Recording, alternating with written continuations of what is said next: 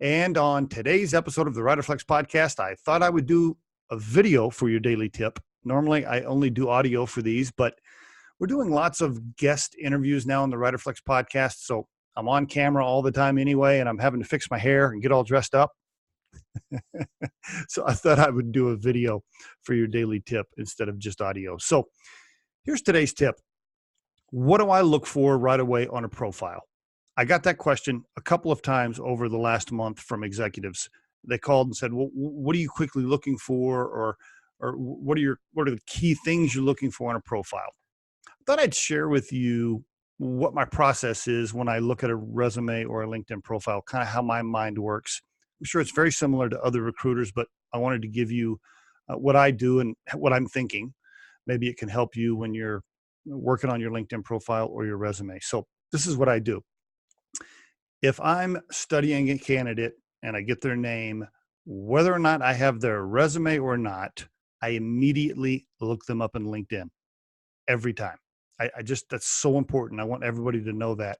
I look up every single person on LinkedIn. I don't care whether I have their resume or not. So your LinkedIn profile being up to date with a great photo is super critical. Okay, so that's number one. I look you up on LinkedIn really before I even look at the resume, quite honestly. So that's number one. Number two, by the way, the picture on LinkedIn, the picture, please. Professional photo, please. Not blurry, okay? Not a picture of your cat or, your buddy or whatever. Like LinkedIn really should be a nice photo. Professional, somewhat professional photo. It's not Facebook, right? So anyway, enough about LinkedIn, but I look you up on LinkedIn, number one. I could do I've already done a whole series of podcast episodes on LinkedIn, so I don't want to go too far down that path for this particular tip. Next thing I look for is this. I'm trying to immediately find out what your functional expertise is. Are you a sales executive, operations, marketing, finance, whatever? I'm just immediately trying to put you in that bucket. Or maybe it's a couple of buckets, but I'm trying to figure out what your functional expertise is. And I don't want to have to hunt for that. Okay. I don't want to have to read through pages of stuff and try to figure out what you are because you're trying to be everything. Okay. Don't do that. Really, I think it's important to highlight and say very, very clearly, I'm an operational executive. I'm a sales expert, whatever. Make sure that's super clear and it jumps off the page. I don't want to have to read through 3 paragraphs to figure that out. Okay. Okay. So functional expertise. The next thing I'm looking for is your industry experience. What are your primary industries? Now, many of you, of course, have worked in a bunch of different industries, but I am trying to kind of bucket you just a little bit, right? Are you tech? Are you consumer goods? Are you oil and gas? Or what are you? I'm immediately looking for that. And it may not just be one industry bucket. Maybe it's a couple, but I'm trying to put you in that right away when I'm looking at your profile. And again, I don't want to have to spend 5 minutes figuring that out. It should be super clear and jump right off the page. Next. Now, you all have titles, right, for the positions you've held.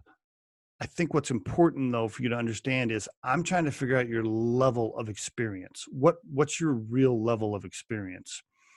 So when I'm looking at a profile, I'm trying to figure out how many people have you supervised over time? Have you supervised 5? Have you been over 50?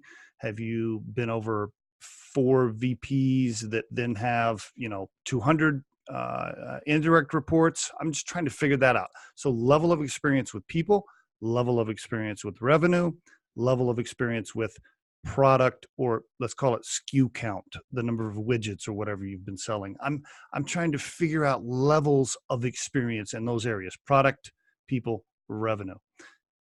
That's often I have to dig to figure that out. And if you can get that and make it super clear on your profile and just call it out, I think that's very, very important, and it makes it go much faster. Often people get overlooked. Sometimes I'll skip people. If I can't figure that stuff out pretty quick, I might pass your resume over. So just make sure levels of experience are super clear. I'm trying to figure out whether or not, if you've been a VP, I'm trying to figure out what revenue level you've been over so I can understand what size of P&L you've managed and so forth. Next, the size of the company that you worked for.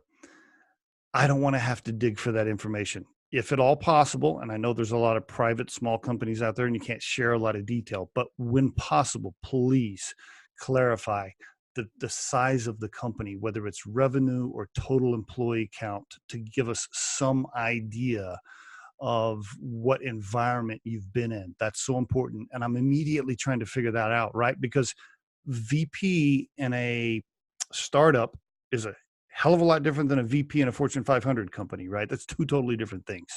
And so I'm trying to figure that out. And I sometimes, even if I click on the company icon on LinkedIn and it takes me to the web page, I'm still trying to dig through the web page and figure that out. Like, okay, I have no idea what kind of volume. And so anyway, you can find the information, yes, but it's a pain in the ass to dig for it, and I don't want to have to do that. Okay. And then a couple of other things I quickly look for. And again, these are all things I'm just quickly looking for. Like in the first minute, I'm looking for this stuff on your profile. A couple more things. Stability. I'm immediately looking to see how stable you are and whether or not you're a job hopper. If you've been through some interim assignments or some contracts or some consulting gigs and you have 4 or 5 changes in the last 2 or 3 years, please call that out. Make sure it's super clear. It says interim assignment, contract, temporary assignment, something to make it super evident to me that it wasn't a W-2 position that you just quit after 9 months, okay? Make sure you call that out. And then 2 more things. References. When I say references, I'm really talking about LinkedIn. One of the things I do, I'm not sure everybody does this, but I look to see how many people are giving you written recommendations, right? How many people are saying you're great at something on LinkedIn? Not just where they say, they can click the little button and say, you're great at retail management, but have they written a recommendation, like a paragraph? Have they written something about you and put it on your LinkedIn profile? I always look for those. And by the way, if you've written 40 recommendations for people and you've only gotten 2 people that wrote your recommendation back, that's a red flag for me every time, just so you know. So I look for that. Maybe that's just me, but I wanted to throw that out there. Last but not least is when I look for accomplishments. I mean, I look for specific accomplishments deep in your resume towards the end, right? That's really when I'm digging at that stuff towards the end. I think people go to great lengths to highlight accomplishments on their resume. Meanwhile, I can't figure out what industry they're in. I can't figure out their levels of experience. I can't figure out what their functional expertise is. And I want to know all that first. And I don't want to have to hunt for it. So there you go. There's a quick, brief overview on what I look for when I get somebody's name and I pull them up on LinkedIn and I'm glancing at the resume. Those are the key things I check for right away. Hope it helps. Thanks a lot for listening to the Riderflex podcast. Have a great day.